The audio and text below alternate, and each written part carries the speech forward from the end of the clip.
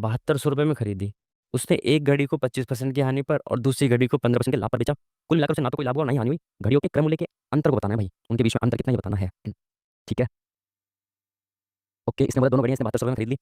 एक घड़ी को 25% की हानि पर दूसरी को 15% के लाभ पर बेचा। कुल मिलाकर ना तो लाभ हुआ ना ही हानि हुई। तो अगर मैं कहूँ कि एक को उसने एक्स पर खरीदा, एक कॉस्ट प्राइस जो एक का एक्स है, एक का वाई है, तो भाई उस एक पर तो उसको 25% की हानि हुई और दूसरी पर 15% का लाभ हुआ, और वो दोनों मतलब ना तो लाभ हुआ ना हानि हुआ, यानी कि मैंने दो चीजें थी, एक पर 25% का मेरे को हानि हुई, तो एक्स पर 25% की 1/4 की जो हानि हुई, वो मैंने जो अगली वस्तु बेची ना, दूसरी वस्तु, उस पर 15% का प्रॉफिट कमा के कवर कर लिया।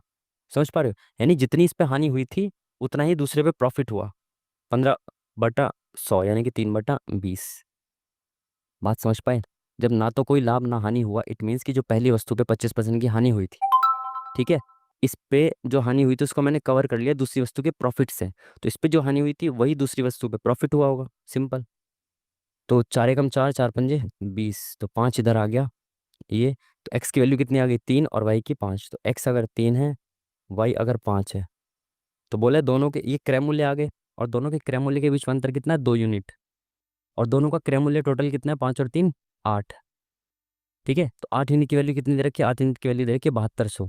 तो 1 यूनिट की वैल्यू आ गई 900, 8 ने 72, और 2 यूनिट की वैल्यू निकाली है, तो 9 दूनी 18। Option number 20 the correct answer.